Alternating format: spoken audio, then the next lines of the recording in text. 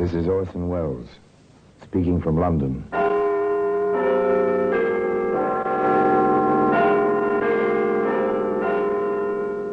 The Black Museum, a repository of death. Yes, here in the grim stone structure on the Thames, which houses Scotland Yard, is a warehouse of homicide, where everyday objects, a man's necktie, a woman's glove, a boy's school cap, all are touched by murder.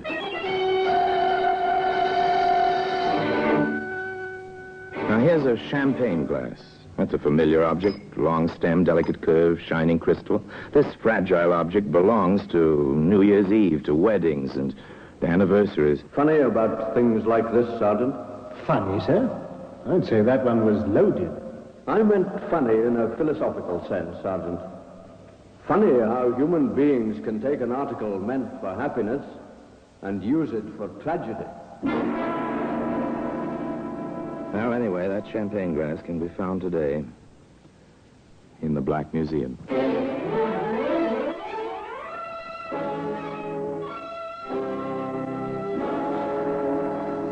From the annals of the Criminal Investigation Department of the London Police, we bring you the dramatic stories of the crimes recorded by the objects in Scotland Yard's Gallery of Death, the Black Museum.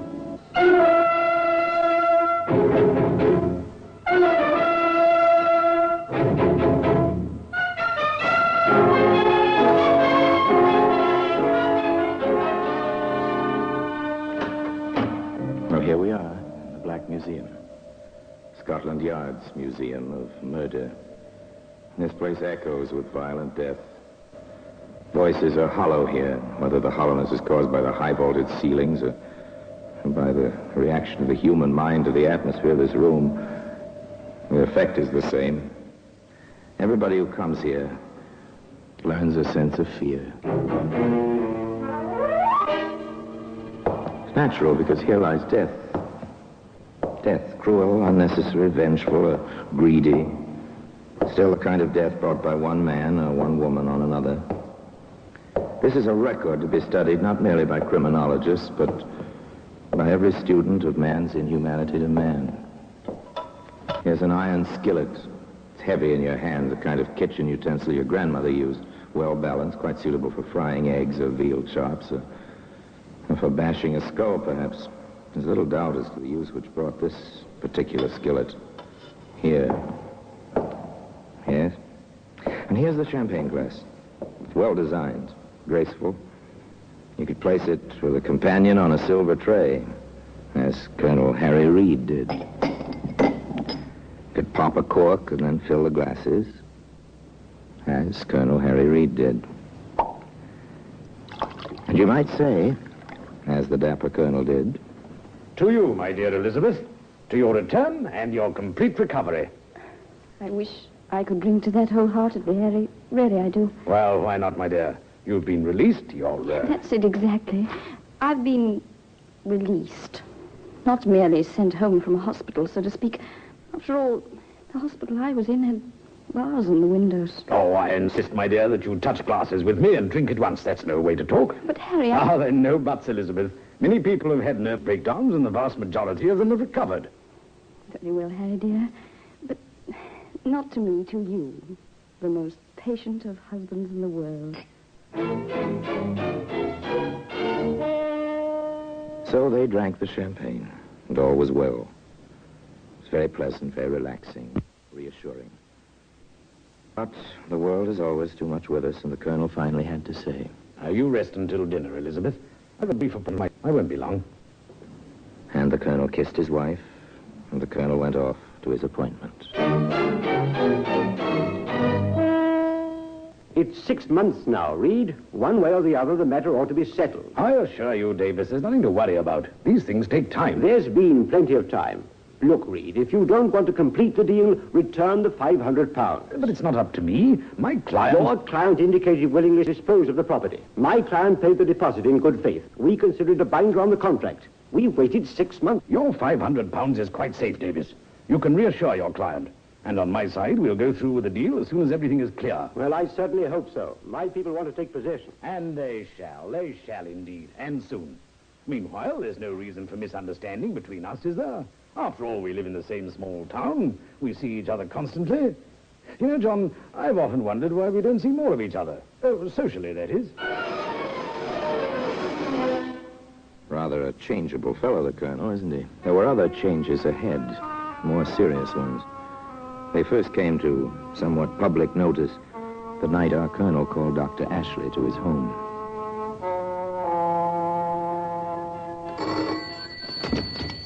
Ah, Dr. Ashley. Good of you to come so quickly. You made it sound rather urgent, Colonel. Is it really serious? Yes, I'm afraid, Doctor. Really afraid. It's my wife. Has she broken down again? No. She complains of terrible pain in her abdomen. I'd better see her at once. Yeah, this way, please. If you can, Doctor. Yes? She seems to me to be as much frightened as she is in pain. Oh? What exactly do you mean by that? Frightened that, that her pain is in her imagination. I see. Oh, very well. I'll bear that in mind, Colonel. In here.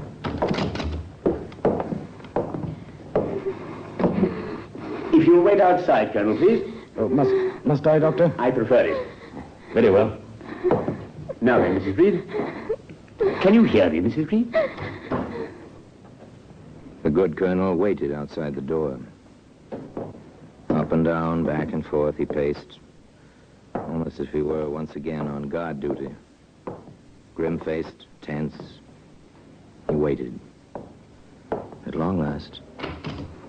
You'd better come in, Colonel. Quick. Doctor, is she? I'm afraid so. I've done everything I can.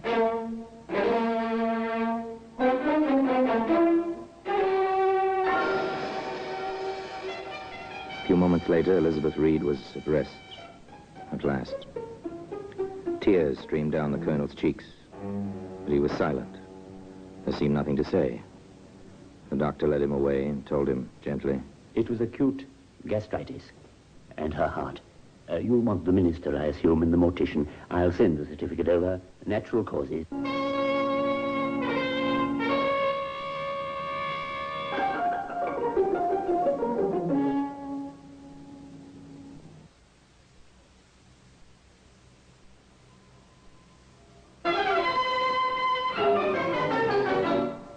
There was a well-attended funeral. The flowers were piled high in tribute to the colonel's position in the town as well as to the memory of his wife. And then the colonel resumed his life, somewhat more lonely but still active, bearing himself in military fashion as he went about his small real estate business, and time drifted by. 1 month, 2, and then one day on the main street. Good morning, Colonel. Ah, Davis, good to see you.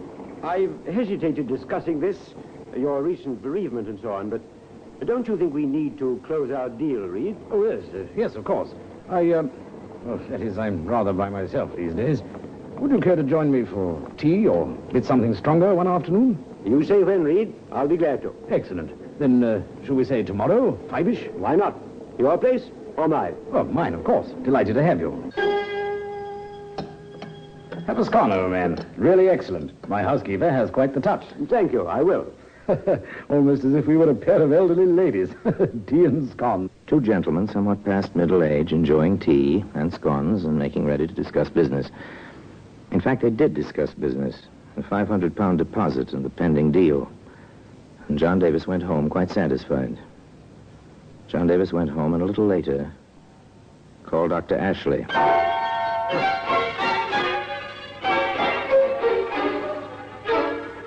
I don't understand it, Doctor. My stomach's like cast iron. Always has been. Now, suddenly, this. None of us are quite as young as we used to be. Even cast iron can wear thin with use. Eat anything out of the ordinary, John? Today? Yesterday? No, nothing. Had some scones for tea. The butter may have been a bit rancid, but tasted perfectly fresh. Over at Colonel Reed's. Eh? Reed? Yes, that's why. We had a little business to discuss. He asked me over. It seems quite lonely since his wife passed on, so I went, mostly to keep him company. Oh, nice of you. Well, just take the prescription I'm leaving you. Rest a day or two. You'll be all right. What's wrong, Doctor? Oh, nothing. Just a quirk of memory. Oh? How so? Your symptoms and Mrs. Reed's rather the same. Nothing serious about it, just odd. That we should have two similar cases in such close juxtaposition. A town like this, a doctor gets to know most of the illness. As the doctor said, Nothing serious. Just an interesting coincidence. And in a day or so, John Davis was up and about. Aside from a slight tenderness in his abdomen, he felt no after effects. All was well. All was quiet. Everyone was his courteous self, including Colonel Reed. Well, now, candy. And from the Colonel. How decent of him. Here it is, Doctor. The same wrappings it came in. Nice-looking box. Don't you care for candy, John? You haven't eaten much. As a matter of fact, I don't.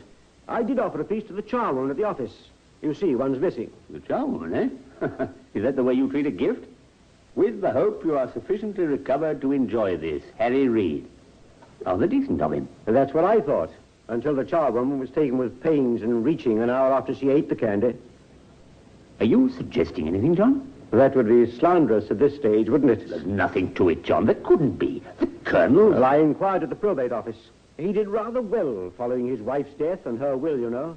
He never had any money of his own to speak of. Former military men rarely do. Yes, it might be interesting. I've done practically no laboratory work of my own for some time. But I have a little equipment. Shall I try my hand at a bit of chemical analysis, John?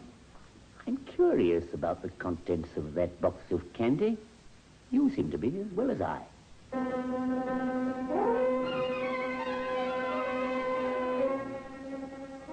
The doctor was methodical, to say the least. He took his time setting up his equipment, preparing reagents, making ready for his private little tests. Meanwhile, John Davis ran into his friend the Colonel on the street. John, good to see you. Well, how are you, Harry? You're looking fit. Well, I try to keep that way. Care to join me for another attack of indigestion, old man? Well, today, the champagne glass we've been talking about can be seen, as you might expect, among the other exhibits in the Black Museum.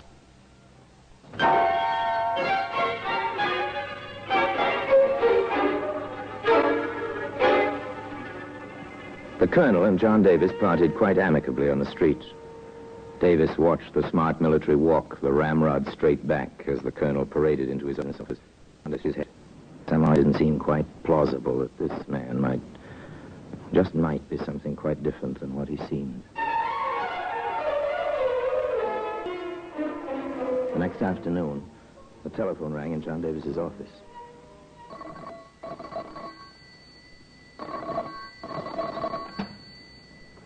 Yes? Oh, that you, John? This is Harry here. Harry? Oh, yes, of course. How are you? Ah, very well. And you? Quite well. No more stomachache? No trace. Well, then how about this evening? Oh, sorry, old man, I can't this evening. But perhaps in a day or so. Oh, too bad. Well, I'll be speaking to you. Goodbye. Bye.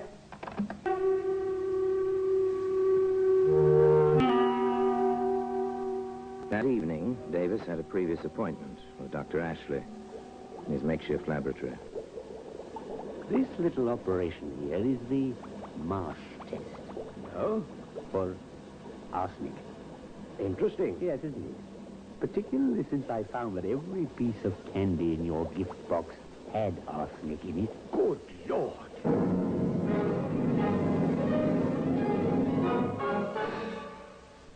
Arsenic, you see, is a cumulative poison.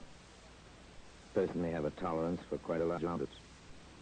But it usually fails to pass through the human system. It accumulates, and bit by bit, the fatal dose is built up until one day the victim dies. Dr. Ashley explained all this to John Davis. Finally, John grasped the significance of the facts. Each piece of candy would never bother the ordinary stomach, or the cast iron type, such as you boasted you have. Most people could eat a piece or two, indeed. You'd eaten most of the candy yourself. Well, you follow me, I gather? Follow you? Doctor, I'm a step ahead of you. But exactly what that step is, I'm not sure. I think we need expert help. The local constabulary? I said expert help. Where from? The CID, Scotland Yard.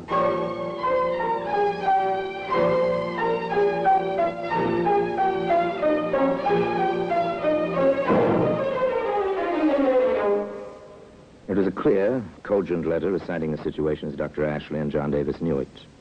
It was addressed to the Home Secretary, the gentleman in the British government responsible for the police force in general. In due course, the letter reached the desk of Inspector Charles in Scotland Yard. Following the set routine, Inspector Charles showed the communication to his immediate assistant, Detective Sergeant Hatch. Well, nothing else for it. You and I will have to take a small trip to the country. Frankly, I won't mind. I can use a touch of country air after all. They came into the quiet town unobtrusively. Two men on a walking tour, vacationists. They put up at the inn. Toward sundown, they strolled about the town, quite casually. They turned in at the gate with its little sign announcing that Dr. Ashley had his dispensary there. Once, however, within the doctor's office. Now then, Doctor, perhaps you'd let Sergeant Hatch and I have it from the beginning. Well, my entrance into the situation came shortly after Mrs. Reed returned from the sanitarium. She'd been ill? Mentally ill. Nervous breakdown? Rather more than that. She'd been certified insane. She was discharged as being quite stable once again. And you were called in? In my professional capacity. I found her past help. Acute gastritis, or so it seemed at the time. But it doesn't seem so now? You understand, Inspector, I have no facts. At least not on that side. I merely analyzed the box of candy received by John Davis shortly after he'd been taken ill. Doctor, would this Colonel Reed benefit from Mr. Davis's death? There'd been something about a real estate and a deposit paid. Quite a large sum, I believe. Mr. Davis can give you the details. One final question, sir. Who had Mrs. Reed committed to the institution in the first instance? Why, I believe the husband did. But the records will be available to you, of course. Of course. Oh, thank you, Doctor. If we need you... By the time they left the doctor's office, Inspector Charles and Sergeant Hatch felt they had heard an interesting, if circumstantial, story. Their next stop, naturally, was John Davis's home. You've no idea, gentlemen, what a relief it is to have police officers of your caliber on the job. Thank you. About the candy and the card in the box, do you have any definite reason to believe the Colonel wants you, well, out of the way? There's the matter of £500 he either will not or cannot explain. And, Dr. Ashley mentioned Mrs. Reed's will. Yes, curious about that. There was one will made out entirely in favor of her children by her first marriage. The will which was accepted and executed was in the Colonel's handwriting, but signed by Mrs. Reed, and produced subsequent to her death. You find that interesting, I take it, Sergeant? I expect you do as well, sir. Quite. Mr. Davis, do you think it might be possible to exhume Mrs. Reed's body without the matter becoming common knowledge in the whole town?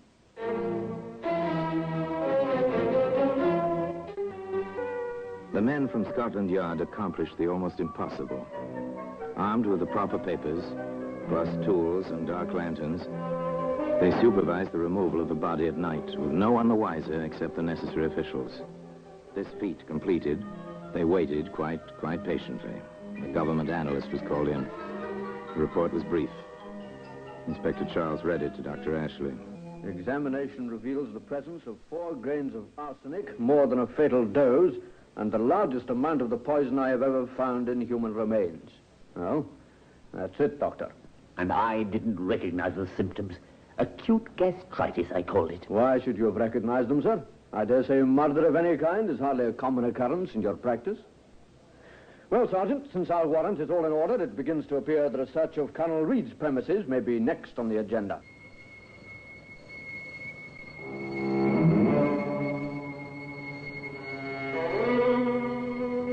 Now the pretense of the walking tour was completely discarded. It was Saturday, and the sleepy little village was just about bestirring itself. The inspector and the sergeant walked a short distance from the inn to Colonel Reed's place of business, almost directly opposite Davis's office. The sergeant tried the door. Not locked, sir. A locked door in these parts would arouse more suspicion than not. Let's go in, shall we?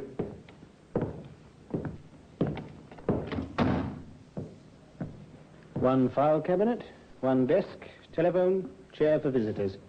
Can't do much of a business. I dare say not. Let's get to it. The search was quite thorough. The desk was emptied of its contents.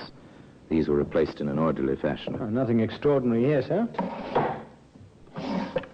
Oh? What do you make of this, sir? Champagne glass. Rear of the file cabinet. It's odd. Shall I hold it aside, sir? Yes, you may as well. Interesting, the trace of sediment. Apparently it was never washed after it was used the last time. Anything else in there, Sergeant? Oh, what's going on in here? Colonel Reed? Yes. More to the point for you to identify yourselves and your business here, if any. Inspector Charles, CID. My identity card. This is Sergeant Hatch.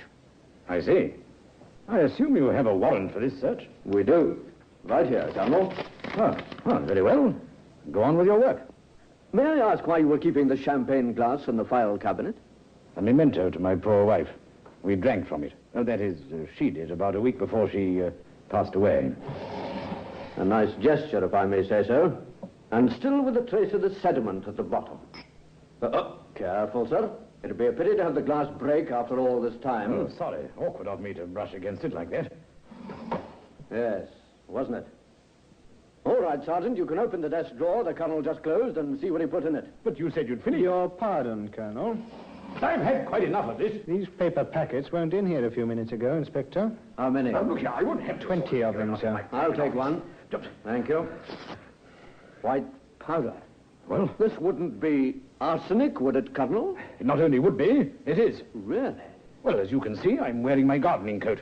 Ordinarily, I do not come into the office on Saturday, but something came up. I've been planning an experiment in my garden, hence the arsenic. A gardening experiment? With 20 packets of arsenic? Yes.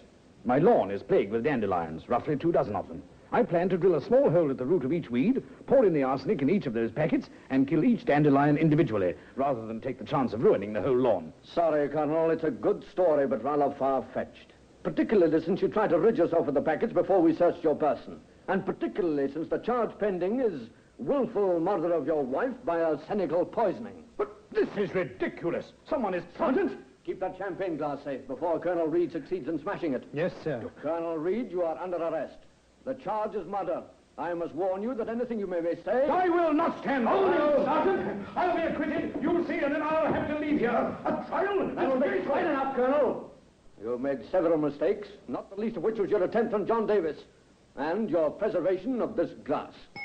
A sentimental gesture, but rather silly. My bet is the sediment in it will turn out to be arsenic. You must have been very sure of yourself, Colonel, to leave this glass unwashed. Very sure of yourself indeed. Bring him along, Sergeant.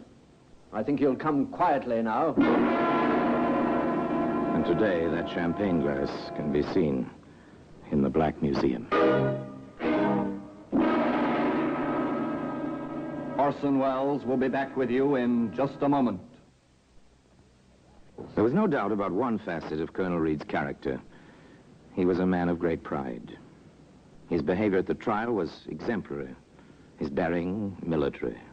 He repeated his story of the separate packets of arsenic for separate dandelions, and he sounded as if he'd made a good case of it. At least for himself. But not, as it turned out, for the jury. Colonel Reed accepted his sentence as if it were an order from a superior officer. And one morning, at the traditional time of 8 o'clock, Colonel Reed marched to the scaffold as if he were on parade. And as for the champagne glass, well, it remains in its customary place, as I told you, in Scotland Yard. Now, until we meet next time, in the same place, and I tell you another story about the Black Museum, I remain, as always, obediently yours.